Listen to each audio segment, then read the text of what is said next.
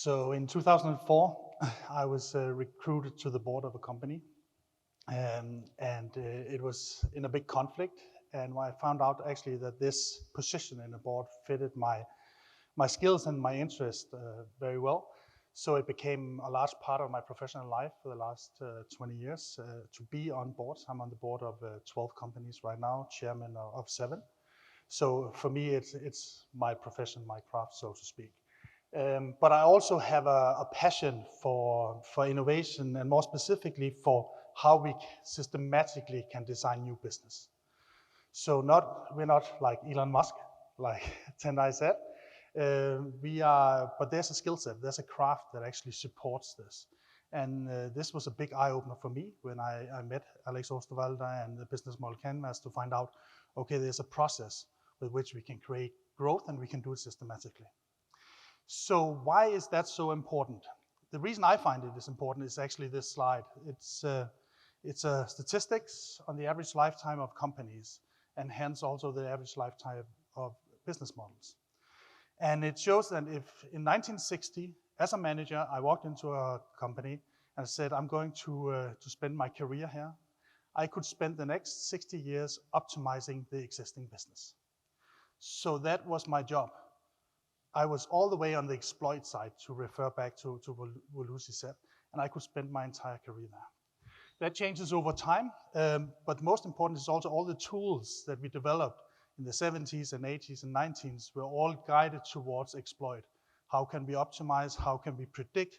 How can we forecast? How can we do Kanban and Lean? So everything was about optimization. Now we arrive in 2020s, it's a different task. For managers, it's a very different task. They are trained at school, they spend their careers optimizing, and now they are asked to actually rethink and do it at pace. It's a huge challenge. And that's also the challenge we see in the boardroom, because the people who are entering the boardroom, I'm the youngest one and I'm 52, right? So most of them are significantly older than me. They have never done anything remotely like innovation work before. They became successful by not taking risk. Okay, so I'm going to share my holiday pictures. I think it's a good way to start to get to know each other, right? So I traveled with my family for 2 months through North America. We visited all the large cities in America and Canada, and we came to this city, Santa Monica in California. And for the first time ever, I saw the electrical scooter. It was everywhere. It was in the street, it was in the highway, it was on the beach. People were driving it, but it was illegal. So the police would confiscate them on the beach, take them to the police station, and they would be brought back and put back into the street again. It was the kind of thing they had going. What I was really curious about was how did that become so big, and why did we see it for the first time? These are screenshots from my app, how many scooters were available within 150 meters from my hotel. And I looked in the paper, and I found 2 companies were testing this new thing. And one company was Lime. Lime, at the time, was 11 months old. A company which is 11 months old had a valuation of $1 billion. I thought that was pretty amazing. I've never seen it before. And then, of course, the competitor, a significantly older company, 14 months old, had a valuation of $2 billion American dollars. So diving into that, what makes this so special? How can you create that much value in such a short period of time? So we have 2 elements. We have an iPhone. When did the iPhone come out? 2007, exactly. Then the other element is the scooter. When did the first self-driving scooter come out? Good guess?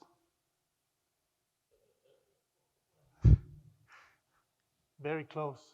Came out in 1915. So 100 years before, right?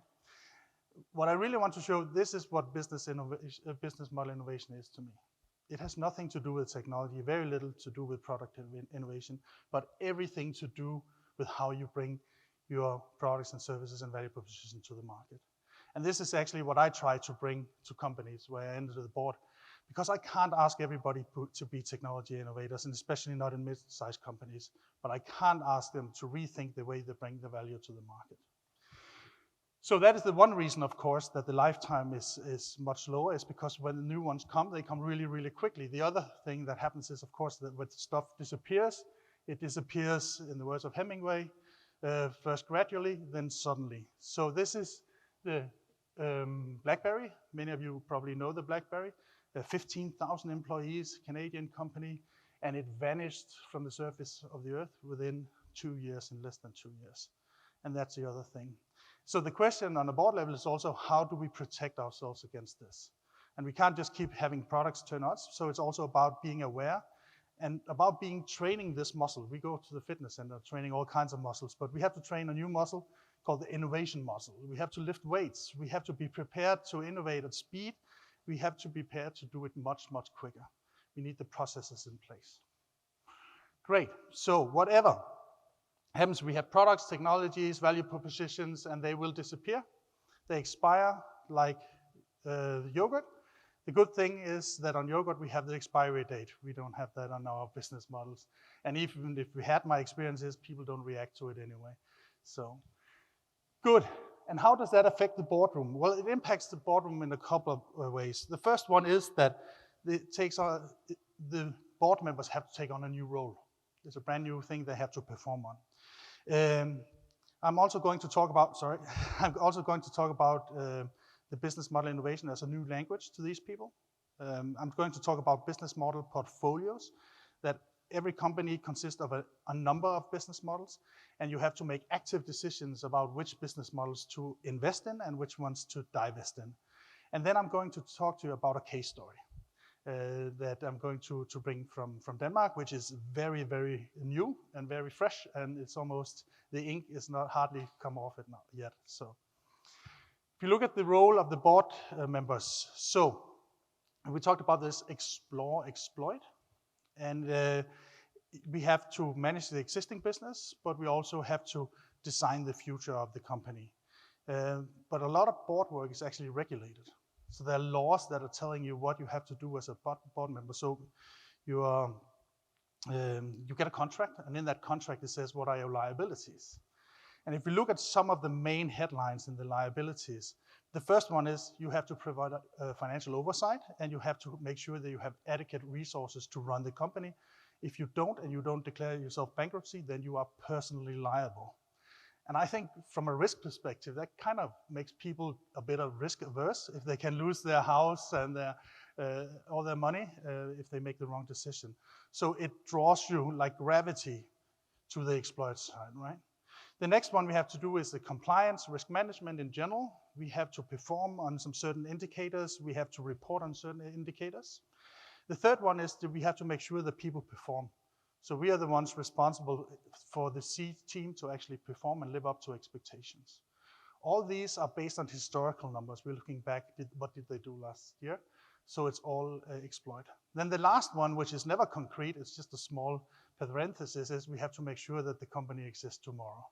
So we have to make sure that there is a strategy. So somebody asks us, we can tell them that there is a strategy. And if we look at how that work is divided in 2004, when I entered the boardroom, 80% of our time and what we discussed and what was expected from us was on the exploit side. Actually just to look into the past and make sure we're not in trouble. That also means that the people on the boards around 2004, they were mainly lawyers, they were accountants, and maybe you would sneak in some kind of a compliance person from a larger company, right? And then we spent 20% time talking about the future. Now, that doesn't work in 2023. First of all, the laws have not changed, so we're just expecting people to take more personal risk. But what has changed is this pace at which things change. So, and also the expectations from the owners of the company say, okay, you have to play a different role now. You have to actually play the game of innovation because we have to develop much quicker. So suddenly we spend 80% of our time establishing the new vision, creating the new strategy of the company. And that is the big, big change, but it's also the most difficult change, right? So that means, how do we move the board from an exploit mindset to an explore mindset? And one of the ways we can do it is by introducing the tools and the processes, because they are they fit their thinking from the process thinking.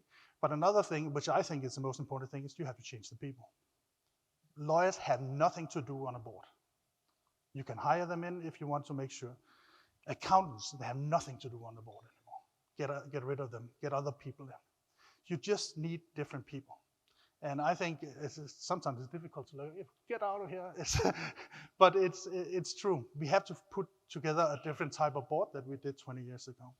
So that is essentially it. So if we want this ambidextrous organization, it starts in the boardroom, because if the boardroom doesn't ask the right questions, if they don't set the right KPIs, then it's reflected everywhere else in the organization. So that is the first thing. It changes the boardroom. Second thing is the business model language. And this is a bit of a personal story.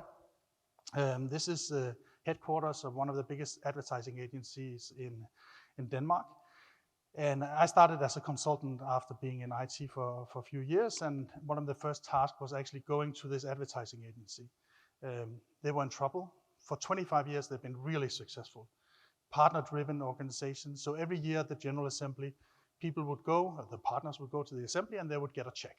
They take the money, go to the car dealership or to the boat dealership, and they'll buy a boat, and they flash and show off that they're in a successful advertising agency. Then until 1 year, they made a loss. So suddenly they didn't get a check, they got an invoice. And an invoice is a really good burning platform for change. So they understood that they had to do things differently. They had to create a new business model, new thinking, right? And I was hired in to facilitate that discussion with a group of 10 partners. I think it was pretty much the worst discussion I ever had, the worst facilitation I ever had in my life. And it sounded a bit like this, if there's sound.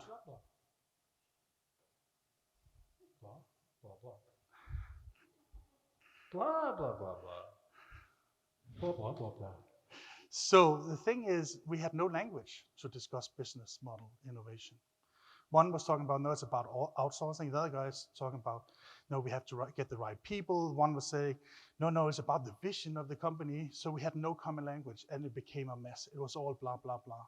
So I thought, how can we get away from the blah, blah, blah? And I just read a book by a guy called Dan Rome, and he said, well, you have to create pictures so you can actually discuss based on visuals. And I started looking for visuals. I had something in mind that I was looking for, something along the lines of Porter's and 5 Forces and a structure around an organization. And I Googled all night, and finally I found this dissertation from a guy called Alex Osterwalder. It's very long if you open it, so I had no chance to read it. But I did go into a PDF document, and I said FIG for any figures in there, and then search. And it stopped at every picture in there, so because I needed a picture. And eventually it stopped at the business model canvas. It's not the one we have today, but it's a first version of it. And I thought, that's what I need. As any good consultant, I did a print screen, moved it to my PowerPoint with my logo in the corner, and went to the client and said, this is the way we are going to describe the business model of this company. And this is actually what we did way back in 2007. We described the business model of this advertising company. We could see the complexity. We could see it was too much because there was a lot of new technologies coming into the advertising industry, so we had to kind of cut things away. So we found, okay, we'll do the packaging bit, we'll do the food bit, and then we'll do the IT, and that's where we will focus. So we mapped those business models, and we have a process of how we could improve our current work around these business models, and that became a very good case. They were really successful. But even consultants have a heart, so I thought, okay, maybe I should call Alex, and told him I stole his work.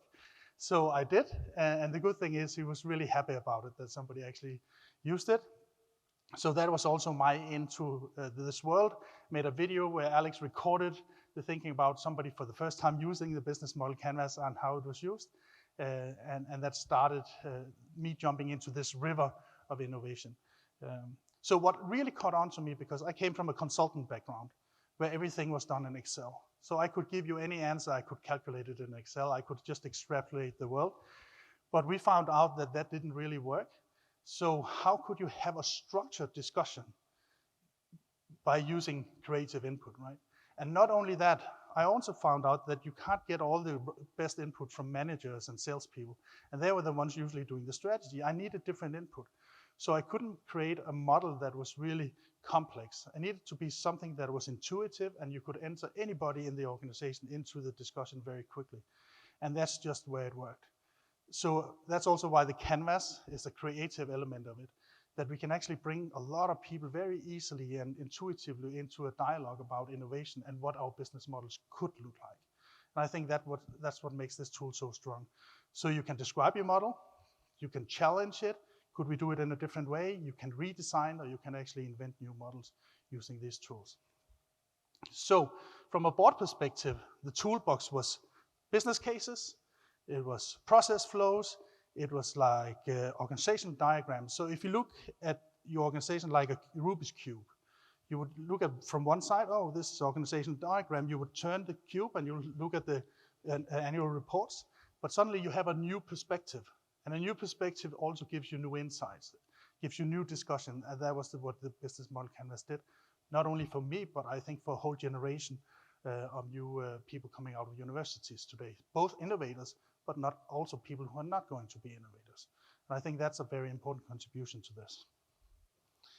So portfolio, like I mentioned, in every company there's more than one business model. So we, all consultants have a 2x2, by the way, but this one is uncertainty on the one axis. So what is the risk of disruption? What is the risk that you are no longer relevant in the future? And the other one is profitability. So the more you're protected against disruption, the more profitable, the more you are up in the right corner, right? So what you really want to do is you want to have two different portfolios. You have a portfolio of what you do today, you exploit portfolio, where you can say maybe we have 2, 3, or 4 business models. How do we prioritize between those?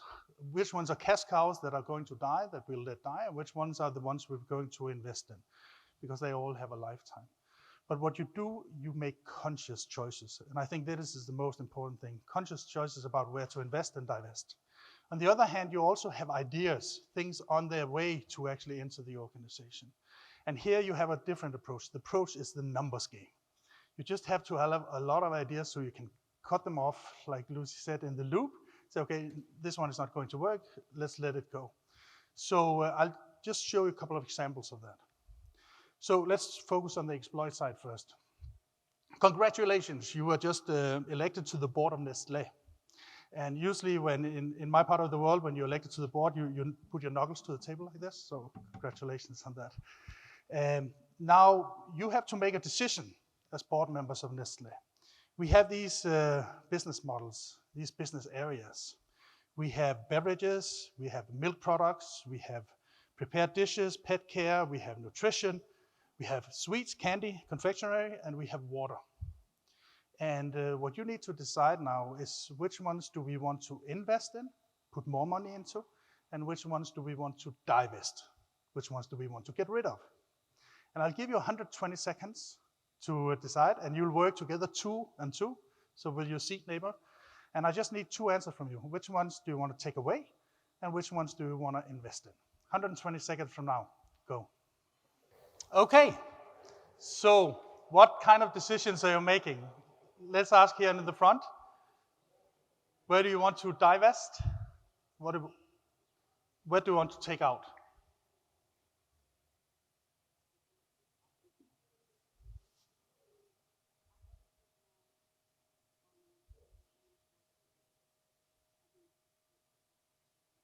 Okay, get rid of the sweets. Yeah, okay. What about you? There's no money in water. Let's get rid of it. Yeah. Why sweets?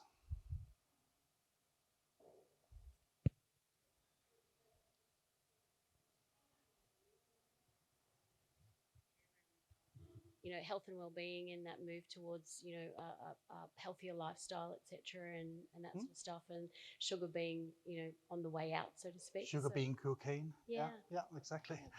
Okay. What about your table? What did you discuss?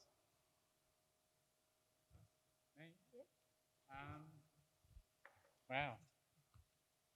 I was actually trying to figure out how to answer the question. I thought there was a bit of a trick to it, so I was more interested in that rather than divesting. I'm like, he's getting at something here. What's his trick? So I didn't actually get to the answer. Okay. So yeah, what's your trick? Yeah. What's the game here, mate? Exactly. Good. Well, there's no trick. The trick is, of course, cocaine and sugar is the same thing now. So they had to get rid of the sugar. And what they did is actually they sold off the candy division. They sold it to the Italians, to Ferrero Rocher. Italians don't care about stuff like that. And then what they did is actually they took the money from that and invested into nutrition, right? So, but what I really want to show you is actually those are the kind of decisions you have to do at the board. You have to make the decisions on which business models and that strategic level to invest in and to divest in. And the way you divest is you sell off, and the way you invest is either in your own innovation or in acquisitions from other companies. So those are the decisions that we're going to make. And the board has to prioritize and allocate. That is the job of the board. And you have to help them make the right prioritizations. The way you can help them is actually by looking at the environment, having this environment scan, we call the environmental canvas, and see what is going to hit us. Like you said, exactly. It's no longer popular to sell sugar. You are considered a drug dealer. So let's get rid of that because it's going to affect our overall image. So that's a good way also to look at the new trends. Nutrition is a big trend. How can we actually get onto that trend? So that is the one way to prioritize and allocate. The other way to prioritize and allocate is actually using the assessment that Lucy was presenting to you earlier, where we have these assessment sheets and say, how strong is the business model? How well does it perform academically? You can't really measure it in real terms, but you can measure academically how strong is it? How viable is it? How strong is it at holding on to customers? So let's move to the other side of it, where you have the explore side of it. How do you actually, from a board perspective, bring in? So here, what you want to do is actually to look at the portfolio like you look at sales. In sales, you have a funnel, a sales funnel. You have a pipeline. And when I go to a conference like this, you're all potential customers, right? But I can't point out to the one that you will be the best potential customers for my company. So it's a numbers game. I have to get the contacts of everybody. I have to get a dialogue with everybody. And then I kind of get rid of the ones that are not relevant anymore. The same thing is in innovation. It's a numbers game. We have to get all the projects in there. We have to get the ideas in. And then we have to get rid of the ones that will never turn out to be the excellent idea that create future growth. And I think that thinking is really, really important. Nobody, not even the smartest people in the world, can point to the perfect idea from the beginning. So that means we have to install this process where we have all the ideas come in, and then we just have to very quickly and very efficiently get rid of the ones that will not work. And in the words of Roger Martin, one of my idols, is that we don't only need to understand designers. In many ways, we need to become designers. We have to have that design thinking and accept the rules of design thinking. Now, historically, we also had the way to convert a vision into a strategy was always projects. You will have your vision, then you would have the projects that support the vision. So you will have your must-win battles, you will have your KPIs, and then you'll put in projects and activities that support it. So what I'm arguing for now is that you have another way of doing it also, which is to have a portfolio of business models on how you optimize your existing portfolio and how you actually create new ones in a portfolio thinking also. And that's my message to you. So, case story Ambiente. This company is from Denmark. I was recruited to the board in March 2020. So February 2020, actually. The company has 250 employees. Their main business is exhibition stands. So you have these big, big exhibitions, right? And they provide stands, build about 500 stands a year. Now, I don't know if you remember, but there was a small thing. So yeah, actually, these are some examples of stands that they produced. So it's for Bang & Olufsen, high-end brands and so on and so forth, and it's globally. So 10 stands per week across the globe is what they do. Then there was this thing. And there was a general consensus on the board that it wasn't my fault. But it was a really bad timing. First meeting was 1 week after COVID shutdown. And I don't know how many of you went to exhibitions during the last 3-4 years? Not a lot. So it was very, very dire straits. So we had to, so what I could do is actually take my my business model innovation toolbox and say, let's take a look at this. Let's look at the business model from Ambiente, the company. And if we just looked quarter to quarter, we lost 70% of our revenues within 1 quarter. So it was a bad quarter. What we did then was actually try to divide the company up and said, well, we have stands, which what we think we do, but we actually do other stuff also.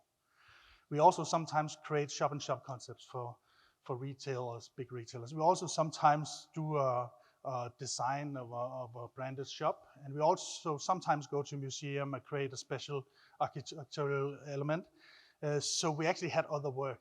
Let's see if we could deep dive into those other things we do and maybe make that the new thing.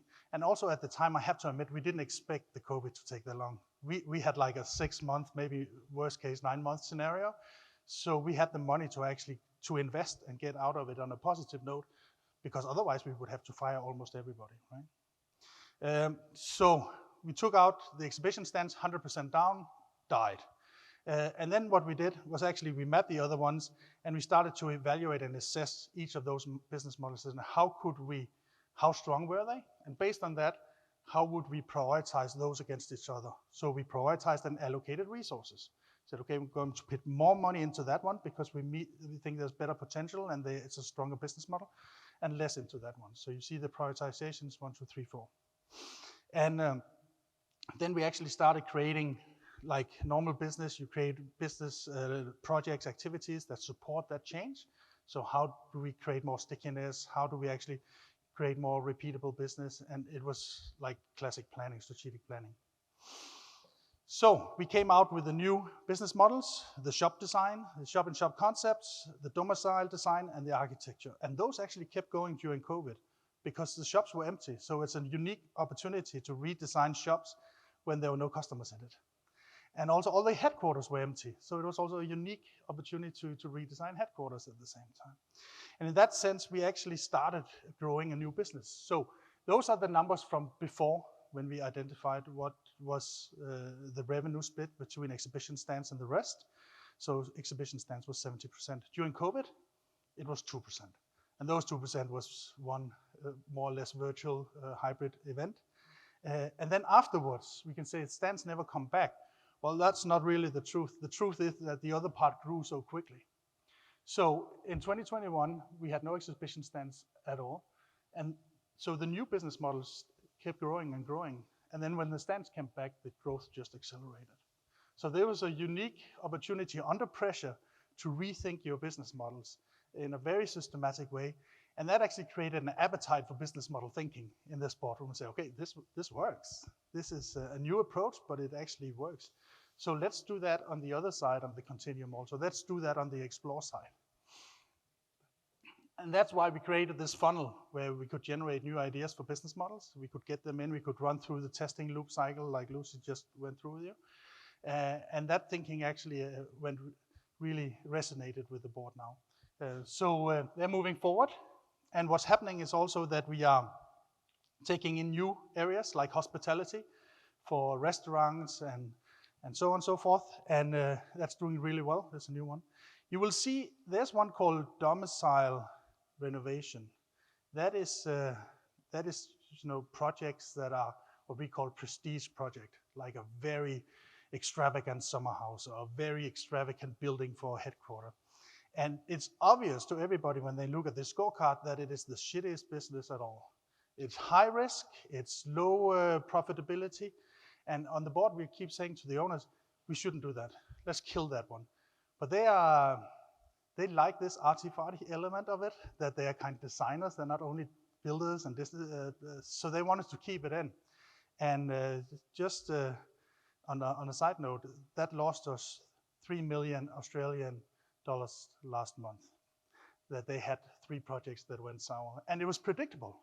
Everybody knew that the risk was really high, that it was going to happen, but they made an active decision that I want to create stuff that nobody has seen before.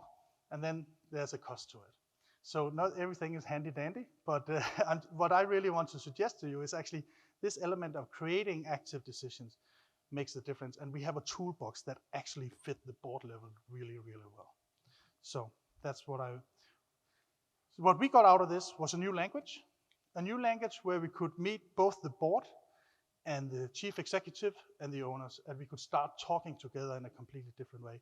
And I think that made the difference also in a very hectic environment during COVID.